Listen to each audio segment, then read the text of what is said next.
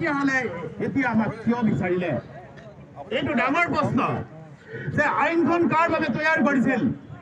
আইনখন শিক্ষকসকলক বঞ্চনা কৰিবৰ কাৰণে তৈয়াৰ কৰিছিল। এখন বঞ্চনামুখী আইন 2017 চনত যিখন আইন তৈয়াৰ কৰিছিলে আৰু যিখন আইনৰ জৰিয়তে আমাক টিউটৰ হিচাপে নিয়োগ কৰিলে, আৰু এটা টিউটৰ হিচাপে আমি আৰু কেইদিনমানৰ পিছতে বিদ্যালয়ৰ পৰা ৰিটায়াৰ হৈ যাব লাগিব। ৰিটায়াৰ হোৱাৰ সময়ত আমি ঘৰলৈ কি লৈ যাম? এতিয়া বৰ্তমান পৰিয়াল চলাবৰ কাৰণে, ল'ৰা ছোৱালীক ফিজ দিবৰ কাৰণে, নিজে তেল ভৰাই বাইক লৈ স্কুলত যাবৰ কাৰণে আমাৰ টকা ইয়াতে জানো? 10,000 টকাৰে ইমান মূল্য বৃদ্ধিৰ সময়ত আমি সংসাৰ কেনেকৈ চলাম? যিদিনাখন আমি বিদ্যালয়ৰ পৰা ৰিটায়াৰ হ'ম, খুব সম্ভৱ মোৰ বোধেৰে 5 বছৰৰ ভিতৰত ইয়াৰ সৰহসংখ্যক শিক্ষকেই ৰিটায়াৰ হৈ যাব।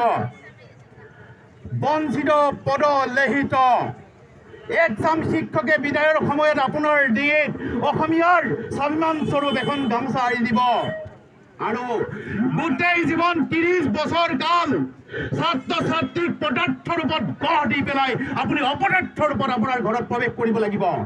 এই সময় সমাগত। শিক্ষক বন্ধুসকল, যে আমি এখন স্বাধীন দেশৰ নাগৰিক, আমি একো বেয়া কাম কৰা নাছিলো।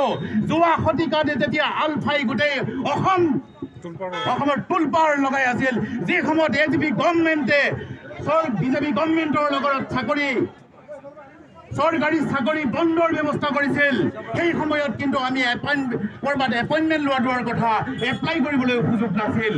আৰু সেই সময়ত অসমৰ গাঁৱে ভূঞে বিদ্যালয়ৰ প্ৰয়োজনত গাঁৱে ভূঞে বিদ্যালয় পতাৰ ওপৰত এইসকল উচ্চ শিক্ষিত লোকে গুৰুত্ব দিয়ে কিবা ভুল কৰিছিলে নেকি?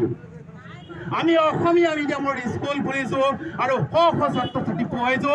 আপোনালোকে RTI কৰি চাওক যে বিগত সময়ত অসমৰ শিক্ষা ব্যৱস্থালৈ 40% এইসকল শিক্ষকে বিনা বেতনে বছৰ বছৰ ধৰি পেলাই অৰিহণা আগবঢ়াই থৈছে। আমি মাননীয় বিচক্ষণ মুখ্যমন্ত্ৰী যিগৰাকীয়ে ৰাজনীতিত যেতিয়া আহিছে, সেই সময়ত এইসকল শিক্ষকে কিন্তু বিদ্যালয় খুলিছে।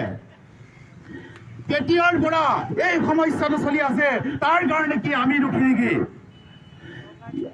বিভাগীয়ভাৱে যেতিয়া আমাৰ যি ডিগ্ৰী প্ৰয়োজন আছিলে আৰু সেই সময়ৰ সেই উপযুক্ত বিবেচনা কৰি আমাক বিদ্যালয়ত এপইণ্টমেণ্ট দিয়া হৈছিল, আৰু সেই হিচাপে অসমৰ গোটেই শিক্ষা ব্যৱস্থাটো যে ভেঞ্চাৰ স্কুলৰ পৰাই